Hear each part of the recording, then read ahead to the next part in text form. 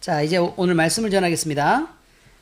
오늘 말씀은 복음서 강의 126번째 시간인데, 우리 안에서 구원을 방해하는 욕심들, 우리 안에서 구원을 방해하는 욕심들이 있다 라는 것으로 주제를 삼아서 오늘 말씀드리겠습니다.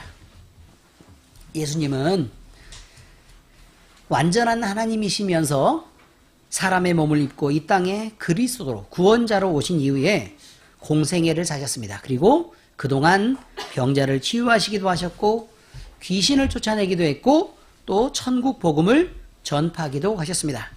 그리고 소외되고 외로운 자들을 찾아가서 참 이웃이 되어주셨고, 그리고 바꿀 수 없는 참 친구가 되어주셨습니다. 그런데 이런 예수님이 지나다녔던 이런 모든 행보들은 모든 사람의 마음에 항상 다 편하게 다가왔던 것은 아니었습니다. 예수님이 좋은 일을 할 때 마음에 늘 불편해했던 사람들도 있었다라는 말입니다. 우리는 오늘 본문의 말씀을 대하기 전에 우선 예수님이 당시에 기득권층이었던 대제사장들과 서기관들 그리고 바리새인들을 왜 그렇게 꾸짖어야 했었는지 그것들을 이해할 필요가 있겠습니다. 미워서 꾸짖었는지 아니면 바르게 하기 위해 꾸짖었는지 이런 것들을 생각해야 된다 그 말입니다. 당시 예수님의 지적을 받았던 그들은 예수님께요 이렇게 말할 수 있을 것입니다. 예수님은 사랑을 말하고 계시잖아요. 사랑의 예수님이니까 다른 사람들만 뭐 죄인을 구원하러 오셨다고 그들만 사랑할 것이 아니라 우리도 좀 사랑해 주시지. 왜 그렇게 세상을 구원할 그리스도로 오셨다고 하면서 우리는 왜 이렇게 미워하고 편가르기를 하시느냐라고 반문할 수도 있을 것입니다. 왜 이스라엘에 오셔가지고 결국 이 사람들과 저 사람을 지금 하나로 지금 잘 가고 있는데 왜 반쪽으로 쪼개고 있느냐라고 물을 수도 있을 것이란 얘기입니다. 예수님의 본질이 사랑의 하나님이라면 우리까지라도 사랑해 주십시오라고 반문할 수가 있지 않겠느냐 이 말입니다. 이것은 세상 사람들이요 아주 많이 드리는 질문입니다. 뭐라고 얘기를 하냐면 사람들에게 이렇게 묻습니다. 왜 너는 예수님 믿고 나는 안 믿어? 너 기왕이면 나도 안 예수님이 사실 다가와도 나는 안 믿을 텐데 라고 얘기를 합니다. 그럴 때 우리가 성경 말씀에 배운 대로 얘기를 해버리면 이렇습니다. 나는 택함을 받았고 너는 택함을 받지 않았으니까 그렇겠지. 그렇지 않습니까? 이렇게 얘기하면 세상 사람들은 이렇게 얘기합니다. 세상 사람들은 아니 사랑의 하나님이면서 왜 누구는 택하고 누구는 버리냐? 이렇게 질문할 수 있을 것이라 그 말입니다. 그런데 먼저 정답부터 말씀드리면 우리는 불편해도 하나님을 섬기기로 작정하고 우리 마음속에 그것을 기뻐한 사람들이고 그들은 이익을 받아도 하나님 앞에 나오지 않기로 작정한 사람들이기 때문에 하나님이 이미 그것을 알고 그들의 마음을 그렇게 움직이셨다. 특별히 우리는 스스로 믿을 능력이 없어도 하나님은 우리를 도우셔서 우리 마음의 중심이 하나님께 다가가기로 했으면 우리가 흔들려도 하나님이 우리를 붙잡기로 하셨다라는 것이 성경입니다. 자, 오늘 본문의 말씀을 함께 나누면서요 우리는 사랑의 하나님이 왜 이렇게 편가르기를 하신 것처럼 겉으로 보였느냐라는 이런 질문의 의미가 과연 무엇이고 바리새인들과 사두개인들이 지적한 예수님의 그런 행동은 그러면 왜 그렇게 행동하셨을까라는 의미를 살펴볼 필요가 있겠습니다. 왜냐하면 우리를 포함한 지금 이 시대의 교회가 예수님이 당시에 지적하셨던 사두개인의 모습이나 아니면 바리새인들의 그런 모습, 대제사장들이 그렇게 범했던 잘못과 실수들을 우리가 몽땅 다 함께 갖고 있는 그런 모습을 사실 갖고 있기 때문에 그렇습니다. 우리는 그들과 다르지 않습니다. 아니, 오히려 그들보다 더 못한 모습으로 신앙하는 사람들이 훨씬 더 많기 때문에 우리는 꼭 이 내용을 알아야만 하는 것입니다. 오늘 말씀을 나누시면서 깨닫고 또 돌이키고 결단하시고 변하는 은혜가 있으시기를 우리 주 예수 그리스도의 이름으로 축원합니다.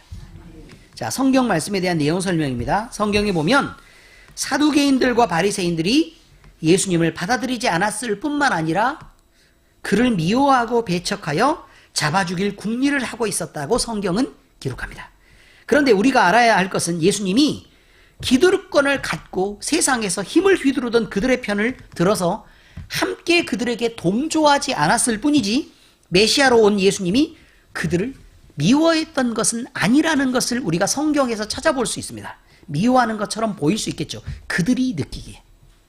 자, 예수님은 단지 사람들이 행하고 있는 죄와 그 결과로 나타날 수밖에 없는 그 결과들을 미워했을 뿐이지 죄인인 사람 자체를 미워한 것이 아니었다 이 말입니다. 그 마음을 품은 그 마음이 또 그 다음에 그 마음을 만들어낸 그 죄가 미웠다 이렇게 표현하는 것이 맞을 것입니다. 만약 예수님이 모든 바리새인들 즉 사람 자체를 미워했었다면 바리새인이다 그러면 그들 중에 다가오는 어떤 사람도 가까이 오는 것을 용납할 수 없었을 것입니다. 그런데 예수님은 율법의 의미가 궁금해서 온 바리새인들, 자기에게 개인적으로 와서 질문했던 바리새인들이 성경에 여러 명이 나오는데요. 그 바리새인들은 출신도 묻지 않고 너희가 바리새인이냐? 라고 얘기하지도 않았습니다. 그리고 성경을 풀어 가르쳤고 오히려 그들을 다독였던 모습들도 알 수 있습니다. 심지어 자기에게 흠을 잡아 죽일 궁리를 하면서 나와왔던 저기를 가지고 있었던 사람까지 바리새인의 무리와 서기관들에게도 성경 말씀의 의미를 이것은 원래 이런 뜻이란다 라고 가르쳐서 그들이 잘 알 수 있도록 풀어 설명해 주셨습니다. 이것은 예수님 그분이 사람 자체를 미워한 것이 아니라 그냥 그들의 갖고 있는 마음 속에 품은 죄들을 미워한 것이다 라는 것을 알 수 있다는 말입니다. 오직 예수님의 관심은요, 사람 바리새인의 세력이나 아니면 사두개인들의 돈이나 아니면 대제사장들의 권력이나 이런데 관심이 있지 않았습니다. 그저 예수님은 모든 관심이 죄인을 구원하시고 또 그들을 천국에 이르게 하기 위해서 메시아적 사명을 다 감당하는 이것에만 관심이 있었습니다. 다시 말하면 예수님은 축사를 하고 귀신을 쫓아냈습니다. 그런데 왜 그렇게 하셨느냐? 그러면 그들이 영혼에 붙잡힌 데서 귀신을 털어내고 그 순수한 영혼이 하나님을 바라보고 구원을 얻게 하기 위해서 그렇습니다. 그리고 그가 만약에 귀신 들려있는 상태에서 귀신이 쫓아가는 걸 본 주변 사람들이 하나님이 살아계시는구나 라고 느끼고 그들이 예수님을 믿게 하기 위해서 그렇다 그 말입니다. 병자를 치유하셨습니다. 그럼 그 병자를 치유하셨을 때도 마찬가지로 병이 치료된 사람은 하나님의 능력으로 내가 나았으면 이 능력을 베푸신 분이 메시아로 오셨구나 라는 걸 느끼게 하기 위해서 그렇다 그 말입니다. 그런 것이었습니다.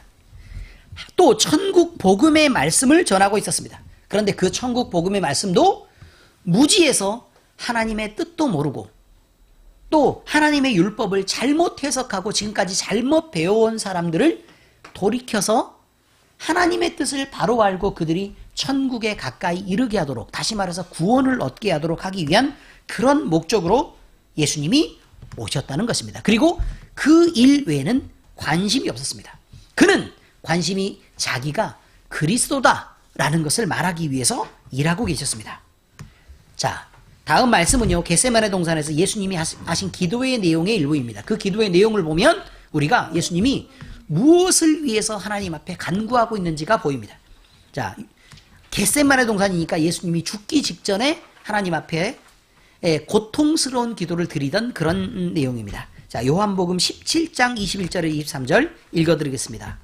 아버지여, 아버지께서 내 안에, 내가 아버지 안에 있는 것 같이 그들도 다 하나가 되어 우리 안에 있게 하사 세상으로 아버지께서 나를 보내신 것을 믿게 하옵소서. 자, 뭐라고 되어 있죠? 그들도 다 하나가 되어 우리 안에 있게 하사. 여기 안에 그들은 누구를 의미할까요? 모든 사람들입니다. 그리고 오히려 그들이라고 얘기하면 안 믿는 사람들, 예수님을 핍박하는 사람들, 예수님을 저주하고 메시아가 아니라고 손가락질하며 그를 죽이려고 궁리하는 그들을 의미하는 것입니다. 그러니까 그들도 우리 안에 있게 해주십시오. 그들도죠. 그러니까 우리 안에 있는 자들이 있고 그들은 밖에 있는데 그들마저도 우리 안에 있게 하사 세상으로 아버지께서 나를 보내신 것을 믿게 해달라. 그럼 그들의 영혼이 구원받게 달라는 데 있었다 그 말이에요. 예수님은 죽어가는 상황에서도 사실 그들을 위해 기도했다는 사실입니다. 내게 주신 영광을 내가 그들에게 주었사오니 이는 우리가 하나 된 것 같이 그들도 하나가 되려 하려 함이니이다. 자, 그럼 보세요. 모든 것을 예수님이 다 주고 베풀었죠. 그렇죠? 근데 그들은 왜 그걸 베풀었다고요? 그들도 하나가 되어서 어떻게 하려고요? 구원받게 하려고. 이 목적이 나와 있습니다. 곧 내가 그들 안에 있고 아버지께서 내 안에 계시어 그들로 온전함을 이루어 하나가 되게 하려 함은, 그러니까 하려 했단 말은 의도가 그랬다 그 말이에요. 의도가 그랬다. 어떤 의도로 가졌느냐? 나는 그들 속에 있길 원하고, 그죠? 아버지께서 내 안에 있는 것처럼 나도 그들 속에 있기를 원했다. 그리고 그들이 온전하게 돼서 하나가 되었으면 했었다 그 말이에요. 그렇게 하려 함은 아버지께서 나를 보내신 것과 또 나를 사랑하심 같이 그들도 사랑하신 것을 세상으로 알게 하려 함이로소이다. 무엇을 알게 하려고 하는 거냐면 하나님이 얼마나 가슴 떨리고 절절하게 예수님을 사랑했는지 그들이 그것처럼 어떻게 하라고요? 하나님이 우리를 사랑했다는 것을 알게 하려고 예수님이 그렇게 오셨다 그 말이에요. 고난을 받았고 예수님이 가진 모든 영광들을 그들에게 내어주고 그렇게 했단 말입니다. 성경에는 이렇게 나와 있습니다. 여러분은요 그저 버려진 자가 아닙니다. 하나님의 사랑을 받았는데 얼마나 사랑을 받았냐면 하나님이 예수님을 사랑한 것처럼 여러분을 사랑했단 말입니다. 송태진 간사가 송채원이를 사랑하는 것처럼, 송혜경 집사가 우리 시우를 사랑하는 것처럼 그렇게 사랑했단 말입니다. 그것을 모르고 있으니까 알게 하려고 예수님이 오셨다. 이런 말입니다. 목적이 분명합니다. 당시에 많은 바리새인들과 대제사장들은요, 또 사두개인들은 그런데 오해하고 있었습니다. 어떤 오해를 하고 있었느냐? 그 오해의 내용은요, 예수님이 자기의 적이라는 것입니다. 바리새인들은요, 그들이 많은 사람들에게 율법을 지키고 또 율법을 전함으로 인기를 받고 그들이 모든 사실에 민중들의 권력을 그들이 가지고 있었습니다. 그래서 몇 명 되지 않았지만 공회에서요 훨씬 더 큰 정치적인 힘을 발휘할 수 있었던 것입니다. 대중의 인기가 있었기 때문에. 그런데 그 인기를 갈라서 예수님이 빼앗고 있다고 믿었습니다. 그래서 우리가 가진 돈도 없고요, 사실 바리새인들은요, 민중이 사라져버리면, 자기를 지원하는 사람들이 사라져버리면, 인기도 없어지면 아무것도 아닙니다. 선거에서 떨어진 국회의원하고 비슷한 거예요. 그런데 예수님이 와서 그 사람들의 인기를 다 가지고 가고 있으니까, 그리고 그걸 독차지하고 있으니까, 수천 명이 맨날 모여서 따라다니고 있으니까 그들이 보고 감당할 수가 없어서 그래서 자꾸 시비를 걸고 있는 것입니다. 시비 거는 쪽은 늘 열등한 쪽입니다. 집에서도 시비를 걸면요, 찔리는 사람이 시비를 거는 법입니다. 늘 당당한 쪽이 시비를 거는 게 아니고요, 마음이 넓은 사람들은 이해를 하는데 싸움이 일어나는 것은 늘 긴장하고 불편하고 마음이 좁은 사람 쪽이 싸움을 거는 것입니다. 사두개인들의 오해가 있었습니다. 이 오해는 예수님이 이스라엘 민족을 선동해서 로마의 적으로 돌아설지 모르겠다라는 것이었습니다. 그러면 로마 만약에 예수님이 돌아서서 선동해서 백성들이 만약에 한꺼번에 모여서 나는 그리스도고 메시아다, 난 정치적으로 이 나라를 독립시킬 거다 라고 의도해서 그가 만약에 일어서면 옛날의 친일파들이요 독립되는 걸 원했겠습니까? 원하지 않았겠습니까? 원하지 않았겠죠. 왜요? 어떻게 되니까요? 자기의 모든 권력을, 모든 돈을 빼앗길 위험이 있으니까 그럴 위험까지 가지 않으려고. 물론 우리나라는 대부분의 친일파들이 권력도 돈도 빼앗기지 않았습니다. 자, 그러면 결국은요, 사두개인들이 두려워했던 건 어차피 부활도 믿지 않고 내세도 믿지 않는 사람들이에요. 그러니까 로마 정부를 배경으로 쌓아왔던 부귀가 위협을 받으면 안 됐기 때문에 그들이 갑자기 예수님을 적으로 삼고 죽이려고 했던 것입니다. 이처럼 많은 사람들은요, 자기들이 이미 가진 부와 귀와 명예와 자기들이 처한 입장을 계산하고 있었습니다. 그 계산에 이익이 되는 방향으로 마음대로 예수님을 왜곡했고, 또 어떤 유대교의 열심 당원들은 그리스도가 정치적으로 독립을 줄 줄 알고 그렇게 왜곡해서 섬기기도 했고, 또 왜곡해서 배척하기도 한 것이란 말입니다. 자, 그렇다면 그들과 비교하여 우리의 신앙의 모습은 어떤지 이제 살펴볼 필요가 있습니다. 우리의 신앙은 어떻습니까? 여러분은 하나님 보시기에 과연 바르게 서 있다고, 바른 신앙 안에 있다고 자신할 수 있으시겠습니까? 저는요, 수십 년 동안 성도였습니다. 성도로 교회를 섬겨왔고, 이제 겨우 4년이 채 안 되기 전에 목사가 되어서 예수님과 성도들을 섬기는 일을 그렇게 하고 있습니다. 저는 제가 살아왔던 50여 년의 기간 동안 여러 교회를 보았고, 여러 성도들을 보았습니다. 그리고 여러 목사님들도 보았습니다. 물론 그 안에 저도 예외일 수 없습니다. 저를 포함해서란 얘기입니다. 그런데 이렇게 보고 느끼면서요, 한 가지 의문을 품지 않을 수가 없었습니다. 이 의문은 과연 살아계신 하나님을 이들이 인정하고 있기는 하냐라는 것입니다. 내 이익을 위해서요, 내 이익을 위해서 내가 조금이라도 손해가 가죠. 그러면 분노하기가 일쑤입니다. 여러분의 가정이 어떻습니까? 가정 안에서 왜 싸움이 일어날까요? 저는요, 예수님이 정치적 메시아가 아니라고 여러분에게 분명히 말씀드렸습니다. 그건 여러분의 가정 속에서의 선동도 마찬가지입니다. 여러분의 자녀들이 사실은 목사님에게 기도받기를 거절하는 경우들이 있을 수 있습니다. 누구의 문제입니까? 자녀의 문제인가요? 그렇게 생각하십니까? 그런데 여러분, 그 거절하는 문제들을 들어서 여러분은 싸워 이기려고 합니다. 당신이 잘못했으니까 똑바로 해야지, 애가 바로 되지 라는 것으로 흠을 잡고 트집을 잡아서 결국 내가 원하는 방향으로 정치적으로 승리하려고 합니다. 그것 역시 가정 정치입니다.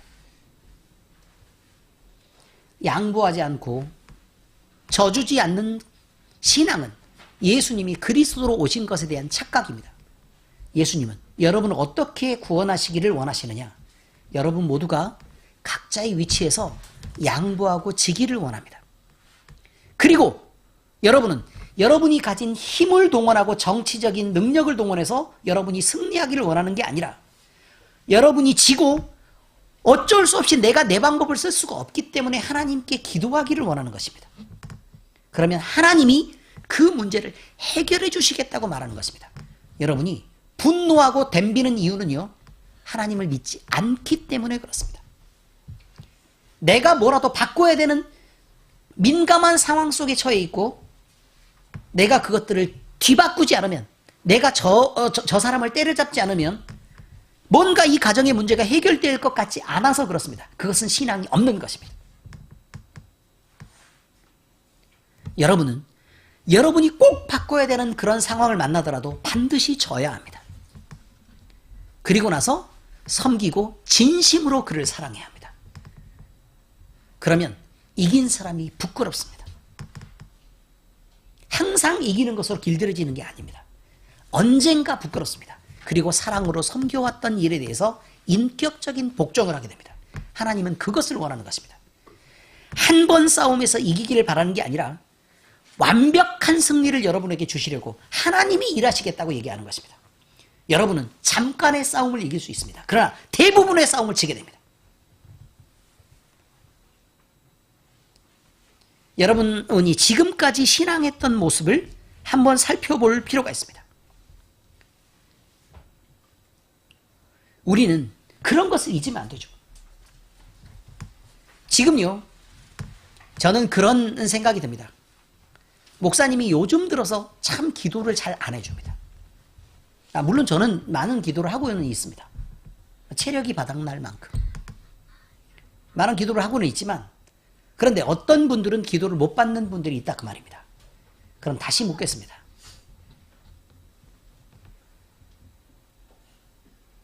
하나님을 목사님을 통해서만 알 수 있습니까? 그렇지 않습니다. 말씀을 읽고 스스로 하나님을 궁금해하고 그렇게 덤벼들어야 합니다. 많은 사람들이 그 습관이 잘못되어 있습니다.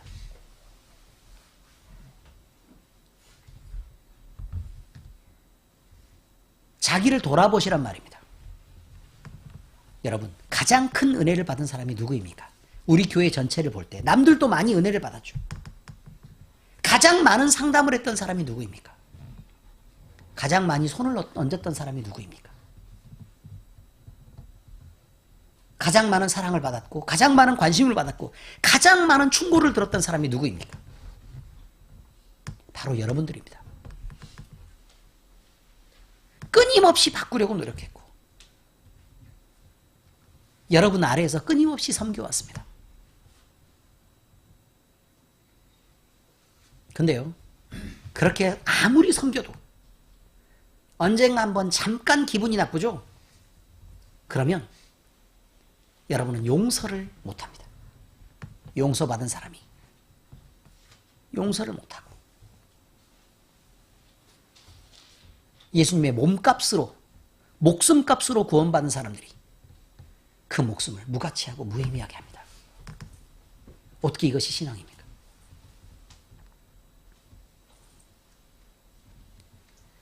하나님의 말씀으로 세워져가는 교회 안에서 많은 시비와 다툼도 끊이지 않아 왔습니다.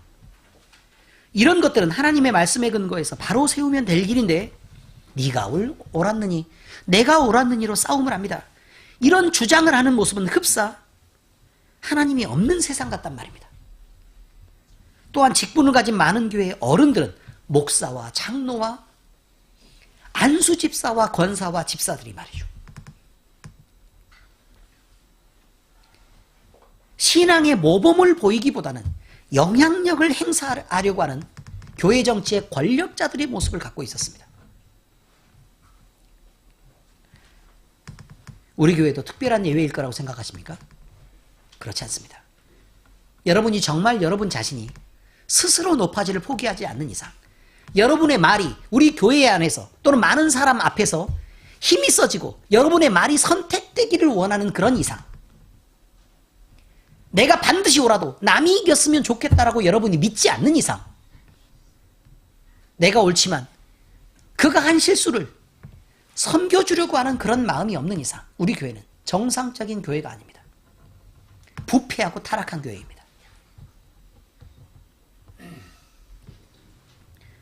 성도들의 행동은요, 하나님을 사랑하고 그를 두려워하는 데서 비롯돼야 합니다. 눈에 보이는 목사에게 들키지 않으려고 하는 것은 안 된다 그 말입니다. 다이어트를 좀 하라고 제가 얘기했습니다. 그럼 몸이 나아질 거다. 건강이 많이 상해 있다. 정집사님, 숨어가지고 그냥 입에 들어갔는데 자기가 얼마만큼 입에 넣는지를 사실 기억을 못합니다. 지나가면서 쑥쑥 집어넣는데 입에 가득 차서 물고 다닙니다. 그런데요, 저를 보면 깜짝 놀랍니다. 자기를 위해서 하라 그러는 겁니다. 자기를 위해서. 여러분의 신앙에 대한 충고도 마찬가지입니다. 여러분을 위해서 하라 그러는 것입니다. 나를 위해서 하는 거 아니라 그 말이에요.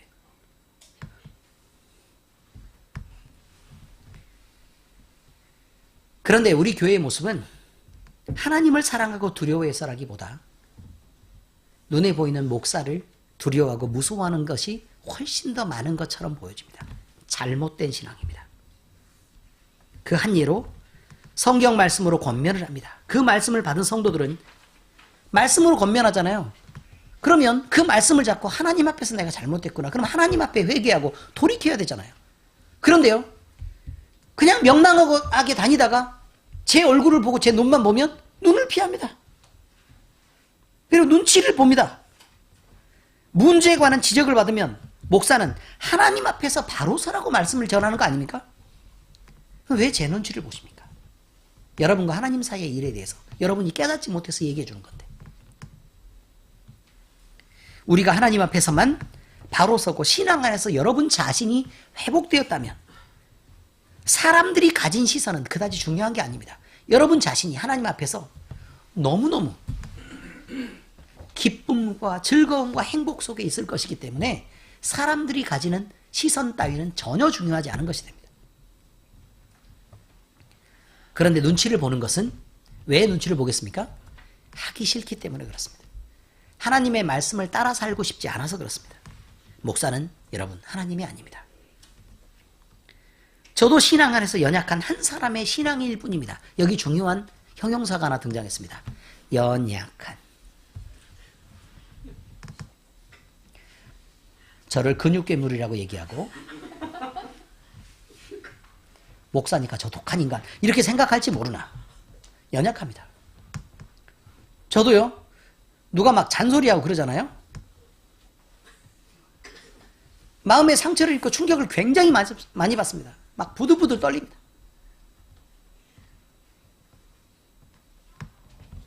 그래서 더 온전해지려고 부단히 노력합니다.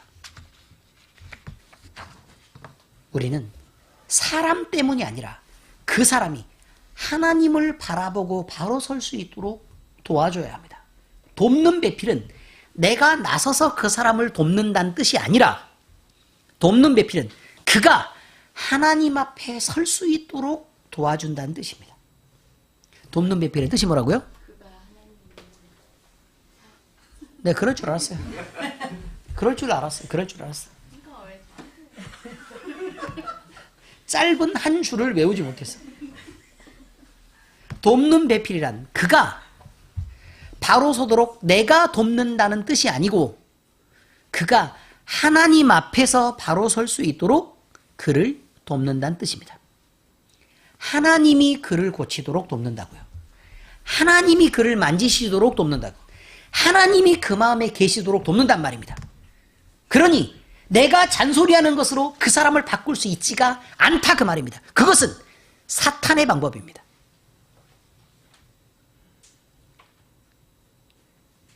여자들이 제일 싫어하는 것은 관심을 주지 않는 것입니다. 남자들이 제일 싫어하는 것은요, 잔소리입니다. 정말입니다. 여자들이 제일 싫어하는 건 뭐라고요? 관심을 주지 않는 것입니다. 여러분, 남편들은 아내에게 따뜻한 관심을 주시기를 예수 그리스도의 이름으로 권면해 드립니다. 남편들은 늘 따뜻한 관심을 주시기 바랍니다. 아내들은 입에 사과를 한 개 물고 다니시길 바랍니다. 그래서 그 사과가 떨어지지 않도록 웬만하면 잔소리를 하지 않으시기를 예수 그리스도의 이름으로 부탁드립니다. 왜 아멘 안 해요? 관심이라고요. 그건 집사람이니까 그런 거죠. 집사람은 잔소리를 줄이고 사랑의 관심으로 따뜻하게 해주시기를 바랍니다. 아멘. 그리고 바깥 사람은 어떻게 하라고요? 여자들을 사랑해 주세요. 아시겠죠? 그 다음에 제발 바깥 사람에게 잔소리를 하지 마세요. 관심과 사랑, 이것은 잔소리로 나타나는 게 아닙니다. 누구한테 들었는데요? 눈이 사랑을 얘기한답니다. 이렇게. 제가 믿음을 얘기했죠? 믿음을 키우시라고 제가 분명히 부탁드렸습니다. 믿음은 뭘 믿음이라고 그런다고요? 눈꼬리가 내려가는 것과 입꼬리가 올라가는 것을 믿음이라고 얘기한다. 다른 방법에서 믿음을 찾지 않으시기를 부탁드립니다. 인상 쓰면서 그러니까 내가 바로 하라 그랬지, 이런 것은 믿음이 아닙니다. 여러분이 믿음에서 벗어난 행동을 하고 있는 것입니다. 아멘? 네. 자, 성경 말씀에 대한 적용입니다. 첫 번째, 우리는 그저 축복과 위로의 말씀만 좋아하는 것 같습니다. 예수님은 많은 사람들을 찾아왔습니다. 그들은 예수님을 선생이라 부르며 가르침을 받기를 원했습니다. 그런데 그들이 예수님을 찾아온 이들에게 예수님은 그들이 원하는 말씀을 잘 해주지 않았습니다. 오히려 하나님의 말씀을 들어 그들의 너는 이게 부족하지 않냐? 어떻게 해야 신앙을 바로 회복할 수 있는지를 가르쳤습니다. 참고로 한 부자인 청년이 찾아왔다고 얘기합니다. 근데 그는 예수님에게 와서 저는 이것도 하고 저것도 하고 이것도 하고 저것도 하고 이렇게 했습니다. 라고 얘기했더니 거기까지는 잘했다. 라고 얘기했는데 그러고 말았으면 너는 하나님의 축복이 너에게 있을 거다. 라고 얘기하고 끝났으면 얼마나 좋아요. 내게 한 가지 부족한 것이 있으니 네 소유를 팔아 가난한 자들에게 모두 나눠주고 너는 나를 따라라. 이렇게 얘기하잖아요. 두 가지가 부족했단 말입니다. 그가 가진 재산을 그가 의지하고 있었고 그리고 그것을 자기 것으로 알고 있었다 그 말입니다. 그러니까 팔아서 가난한 자들에게 주고 네가 만약에 나를 따르면 너는 그 재물을 버리고 영혼을 얻을 거다라고 지금 얘기하는 것입니다. 그런데 그가 원하는 대답이 아니었습니다. 칭찬받고 싶어 하는데 칭찬을 안 해주고 어떻게 영혼을 회복할 수 있는지를 갖고 가르치니까 그들이 원했던 대답이 아니었단 말입니다. 예수님을 찾아왔던 이들은 그들이 원하는 칭찬을 결국 못 들었습니다. 하나님의 뜻을 바로 알자 부인할 수 없어서 오히려 괴로워하면서 돌아갔습니다. 우리는 성도로 부르심을 입은 자들입니다. 그렇다면 마땅히 우리는 우리 자신이 하나님의 영광을 위해서 드려져야 한다는 것쯤은 기본적으로 알고 있을 것입니다. 그래서 신앙 안에 바른 모습으로 예배를 회복해야 된다. 이 정도는 우리가 당연히 알고 있는 상식입니다. 그런데 우리는 훈계를 싫어하고 칭찬을 좋아합니다. 하나님이 우리를 성장시키시기 위해 하나님이 우리를 더 가까이 두시려고 고난을 허락하십니다. 이런 말씀을 좋아하지 않습니다. 복을 주시고 많은 것을 베푸시고 여러분이 행복하고 돈까지 쏟아부어 주시면서 여러분을 사랑합니다. 이렇게 말해주기를 원한단 말입니다. 우리는 하나님이 우리를 처 복종시킴으로 정금같이 순결하게 될 거다. 그래서 그 순결한 모습으로 우리가 자라나도록 우리를 연단시키고 계신다라는 말씀을 좋아하지 않습니다. 반대로 우리는 하나님이 우리를 베푸시는 은혜가 있습니다. 여러분은 사랑을 받고 있습니다. 여러분에게는 하나님의 풍요가 넘칩니다. 그리고 여러분이 어떤 잘못을 해도 하나님은 충분히 용서할 준비가 되셨습니다. 이런 말씀을 좋아하고 그런 말씀만 듣기를 원합니다. 그러나 하나님이 베푸시는 이런 은혜와 사랑과 풍요와 용서는 먼저 말씀드린 하나님이 우리를 목적 삼아 하나님 가까이에 두시려고 하나님의 사랑받는 모습으로 그를 영화롭게 하려고 하시는 한 가지의 방편일 뿐입니다. 그게 수단이란 말입니다. 이처럼 진리의 말씀은 누구나 수용하기 쉽지 않습니다. 우리는 우리 자신을 짓누르는 세상의 부귀영화를 원하는 그 편견을 서둘러 벗어나야 합니다. 위험합니다. 재물이 여러분을 사로잡고 그저 여러분이 이 세상에서 행복하는 것들을 원해서 그렇게 편하기를 원하고 그것 때문에 여러분이 그런 짐을 지고 하나님을 만나게 되면 여러분은 결국 하나님을 못 만나게 됩니다. 서둘러 부귀영화의 편견, 내 이익과 이기심으로부터 벗어나는 신앙을 가져야만 이것이 하나님을 이해할 수 있고 바른 신앙으로 가는 지혜로운 방법일 것입니다. 우리는 축복과 위로의 말씀을 좋아합니다. 그러나 그것보다 고난과 하나님 우리를 정금같이 하셔서 하나님 가까이 두시려고 하신다는 그 말씀을 여러분은 더 많이 좋아하시기를 예수 그리스도의 이름으로 축원합니다. 두 번째입니다. 우리의 이기적인 욕심은 하나님의 말씀을 바꿔서 이해하게 합니다. 말씀 그대로를 들으려고 하지 않습니다. 남포교회 정집사님을 데리고 이제 교회를 다녔습니다. 우리 박영선 목사님이 설교를 쭉 이렇게 해 나가시는데 말씀마다 이게 구절마다 이게 포인트가 딱 이렇게 있습니다. 포인트가 쭉 다 이렇게 있고 뭐 내용을 다 이렇게 정리를 해 보면 아 이런 말씀이구나 이렇게 해서 거기에 말씀의 은혜를 받고 이렇게 딱 나옵니다. 정의자 집사님하고 이보영 집사님이 오늘 너무 은혜스럽다고 얘기해요. 너무 은혜스러웠다. 그런데요, 어떤 부분이 그렇게 은혜스러우셨어요? 라고 물어보면 기억에도 없는 말을 합니다. 도대체 저 말이 어디서 나왔었지? 라고 얘기하는, 어디 끄트머리에 있는 뭐 사이드에 뭐 예 중에 뭐 이거 들어가지고 그게 다 너무 은혜스러웠다는 거예요. 깜짝 놀랐습니다. 아무도 기억을 못해요.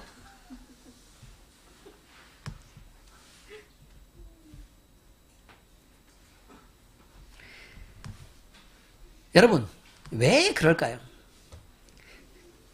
하나님은 우리의 이기적인 욕심이 무엇을 원하고 있는지 모르시지 않습니다. 모두 다 알고 계십니다. 그런데도 하나님은 우리의 더러움을 보고도 결코 우리를 버리거나 또 우리를 외면하지 않습니다. 우리의 왜곡을 고쳐서 결국 우리를 성장시켜 나가시는 게 큰 하나님의 뜻입니다. 그리고 그 하나님의 열심은 결코 우리를 포기하지 않습니다. 여러분이 싸우고 실패하고 넘어져도 하나님은 여러분을 포기하지 않습니다. 일단 모든 것의 근본은 이것입니다. 그러니 안심하셔도 좋습니다. 지금부터 혼나는 것에 대한 얘기입니다. 우리는 하나님의 말씀이 선포되는 것을 모두 듣지 않는 나쁜 버릇들이 있습니다. 우리는 우리가 가진 필요와 우리가 얻고자 하는 목적을 따라 하나님의 말씀을 선택해서 은혜를 받습니다. 선택해서 취합니다. 그렇게 듣는 경우들이 대부분입니다. 그래서 늘 우리가 필요한 내용의 말씀만 가려서 은혜를 받았다고 말하고 가려서 취하는 것이 일반적입니다. 그러면서 하나님이 내 마음을 이렇게 감동하셨어요 라고 오늘 너무 은혜 받았어요 라고 자랑을 합니다. 하지만 이것은 왜곡된 신앙으로 가는 지름길입니다. 여러분이 원하는 것만 선택하고 일부에서 은혜를 받는 것은 잘못된 것입니다. 그래서 어떤 말씀에 은혜가 됐다라고 얘기하는 것은 여러분, 하나님이 그 부분으로 여러분을 감동할 수 있지만 그러나 대부분이 그렇다는 것은 잘못된 것입니다. 대부분은 말씀의 전체를 균형 있게 받아내야 합니다. 그래야만 우리의 불균형 상태에서 균형으로 점점 다가가게 됩니다. 신앙은 균형이 굉장히 중요합니다. 우리는 성경 말씀의 모두를 인정해야 합니다. 맞지 않습니까? 어떤 말씀만 특별히 우리에게 감동적이어서는 안 됩니다. 또 선포되는 모든 말씀을 동일한 가치로 들어야 합니다. 누구는 중요하고 누구는 안 중요해서는 안 됩니다.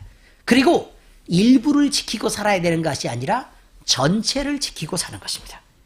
이것이 바른 신앙 안에서 왜곡 없이 균형 있게 성장하는 바른 길입니다. 여러분이 일부의 말씀으로 은혜 받지 않기를 바랍니다. 여러분이 축복의 말씀으로 은혜 받고 고난의 말씀을 버려서는 안 됩니다. 그렇다고 고난만 선택해서 축복을 마치 잘못된 것처럼 생각해서도 안 됩니다. 하나님에게는 그를 가까이 하는 자들에게 주는 축복과 그를 멀리하게 하는 자들에게 주는 징계들이 늘 있다고 말합니다. 그리고 하나님이 사랑하는 자라도 그의 인생 가운데 고난을 통해 하나님을 설명하고 하나님을 버리고 외면하는 자라도 그가 마음껏 부패하도록 재물을 주시기도 한다는 사실입니다. 이것이 성경입니다. 재물이 많이 가지면 여러분이 승리할 것처럼 보입니다. 여러분이 가정 내에서 엄청 사랑하면요, 부부가 엄청 사랑하면 하나님이 그것을 축복이라고 생각하는 경우들이 많이 있을 수 있습니다. 그러나 아닐 수 있습니다. 부부가 엄청 사랑해가지고요, 함께 놀러 다니고 막 이렇게 하나님을 멀리하는 경우도 있습니다. 둘이 그렇게 있을 때가 너무 좋아가지고 하나님 말고 자기들끼리 행복한 경우가 있는데 이것은 결국 그 사람의 영혼을 피폐하게 합니다. 결국 그들이 사랑하는 배우자들은 영원히 사랑스럽지 않을 때가 옵니다. 하나님을 사랑하는 자들은 그 마음속에 진실한 사랑으로 그 위기들을 극복해내지만 육신의 사랑을 가진 자들은 그 육신이 살살 소멸되어 갈 때 그들의 사랑도 함께 무너져 갑니다. 또는 왜곡된 사랑을 가져서 집착하며 분리하지 못하는 경우들이 있습니다. 두 사람 외에는 아무도 보이지 않게 되는 경우도 생깁니다. 안 됩니다. 세 번째입니다. 하나님은 마음이 상한 자들의 예배를 받으시고 겸손한 자들의 기도를 들으시는 것입니다. 예배는 당당하지 않습니다. 잘 들으셔야 합니다. 이제는. 그럼에도 불구하고 우리는 하나님 앞에 나올 때 당당하기를 늘 바랍니다. 근데 당당하지 못하니까 상한 심령이 되는 것입니다. 이런 성도의 모습은 그리스도교의 신앙을 왜곡하고 잘못 이해한 데서 비롯된 것입니다. 예배는 당당하게 드려야 한다. 잘못된 것입니다. 이상하죠? 잘못된 신앙으로부터 시작된 게 이거라고요. 성경 어디에도 바른 신앙을 가진 자가 하나님 앞에서 당당했던 구절은 찾아볼 수가 없습니다. 그런 내용도 구절은 떠나서 그런 내용 자체도 찾아볼 수가 없습니다. 이것은 모두 신앙의 행위를 강조하는 미신적인 종교의식에서 기인한 잘못된 것입니다. 그러니까 잘하면 복받고 잘못하면 벌을 받는 일반적인 미신신앙에서 비롯된 거라 그 말입니다. 하나님은 살아계신 하나님입니다. 우리가 하나님을 알아야 섬길 수 있는 것입니다. 그런데 그 하나님은 이렇습니다. 성경에서 바른 신앙을 가진 사람들은 단 한 사람의 예외도 없이 하나님 앞에서 자기의 부끄러움을 인정하고 겸손히 엎드렸던 사람들입니다. 그들은 구원받은 거룩한 성도였음에도 불구하고 거룩하신 하나님 앞에 숙이면, 하나님 앞에 나서면 자기의 머리를 숙여서 자기의 자금을 인정할 수밖에 없었던 자들입니다.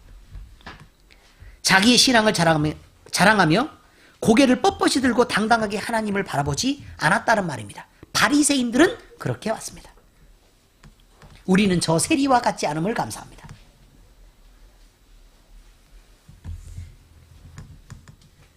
바른 신앙을 가진 자들은 모두 겸손히 고개를 숙이는 자들이었고 비록 죄를 범해서 아파하는 순간이 그들에게 있었을지라도 그가 하나님의 곁을 떠나 절대로 멀어지지 않으려고 그는 애썼습니다. 내가 벌을 받아도 주님께 받겠다. 내가 버려진 자로 살지 않겠다.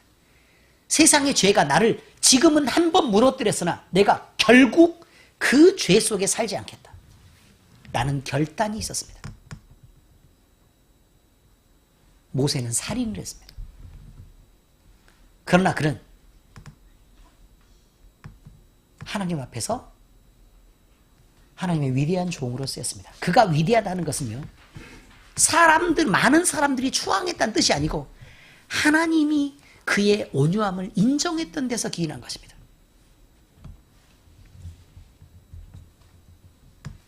다윗은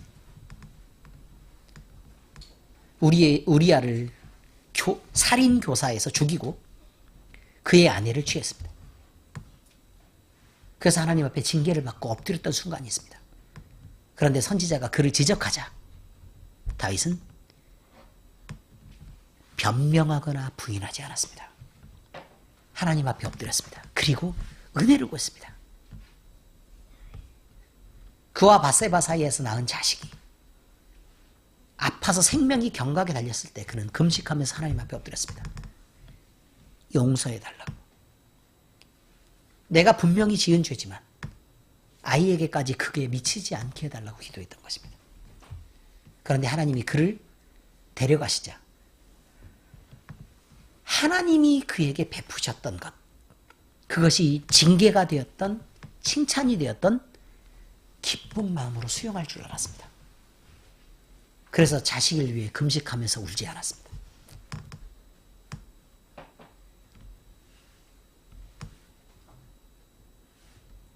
바른 신앙은 하나님께 인정받는 것입니다. 사람에게 인정받는 것이 아닙니다. 우리가 잘해서 그저 복을 누리려고 하는 것, 이건 미신적인 종교의식에서 기인한 거라 그 말입니다.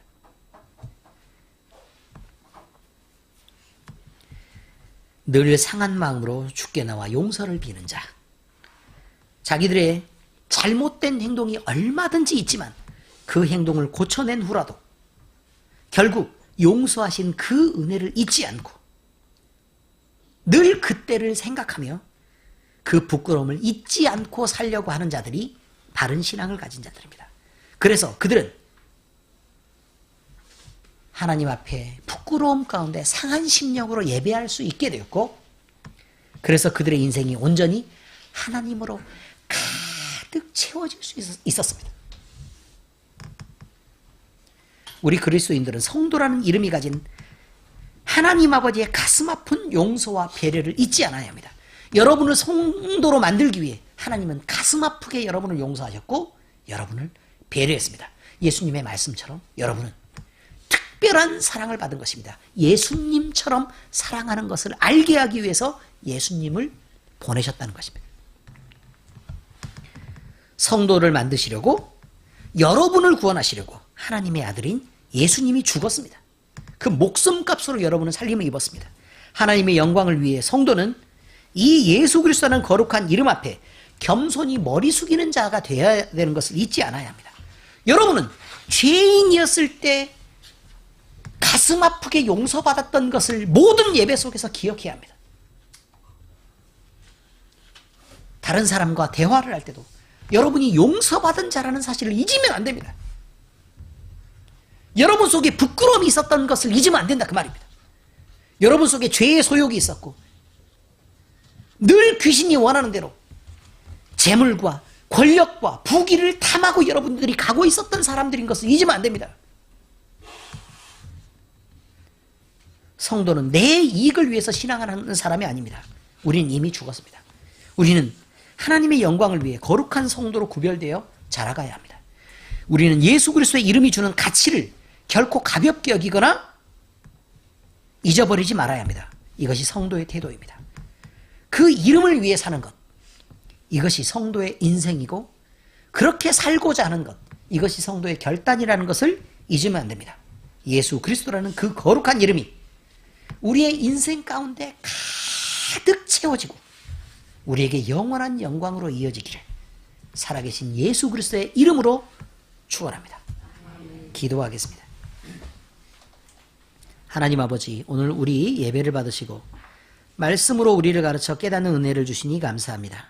하나님, 오늘 우리는 예수님을 대적했던 무리들인 바리새인과 사두개인들이 자신들의 영혼의 저주를 자처했던 일들을 대하면서 그들이 저지른 실수들을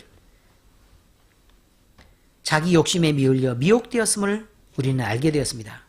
우리는 하나님 앞에서 당당히 바르다 할 수 없는 죄인들입니다. 그럼에도 불구하고 우리 주님은 우리를 구원해 주셨고 우리를 자라나도록 가르쳐 거룩한 교회로 삼아주셨습니다. 이 모든 은혜를 인하여 감사를 올려드립니다. 그런데 우리 인생은 이 넘치는 은혜를 잊고 살 때가 너무도 많았던 것을 고백합니다. 예배에 나오면서도 높으신 하나님에 대한 두려움을 잊은 지 오래고 그저 드리는 예배, 그저 하나님 앞에 늘상 드리는 예배의 모습으로 그저 나왔습니다. 모든 질병과 삶의 답답한 문제들을 해결받았음에도 불구하고 감사를 잊어버리고 그것이 당연한 듯 살아가고 있습니다. 오히려 은혜를 베푸시지 않으면 불만스럽고 불평하는 자들이 되어 있습니다. 이렇게 은혜를 잊고 늘 불평하며 부족하기만 한 우리들입니다. 이제 우리의 모든 부끄러움을 바꿔 주님께 예배하기 합당한 자들로 연단시켜주시고 믿음의 결단을 통해 주님이 가르치신 길을 따라 걷게 하시옵소서. 상한 심령으로 우리 하나님 앞에 엎드려 예배하는 것을 잊지 않게 하시고 우리의 죄의 모든 문제들을 우리가 늘 기억하고 늘 우리가 그것들을 경계하게 하시옵소서. 우리를 도와 말씀을 지켜낼 힘을 주시고 스스로 높아져 목이 뻣뻣한 백성이 되어 자고하며 교만한 죄에서 구원해 주시고 우리 모두 하나님의 영광을 위해 이제 살아가게 하시옵소서. 우리의 인생을 그리스도로 채워주시옵소서. 우리는 늘 하나님을 원합니다. 우리에게 생명의 성령을 충만히 부어주옵소서. 이 모든 말씀을 살아계신 우리 주 예수 그리스도의 이름으로 기도드립니다. 아멘.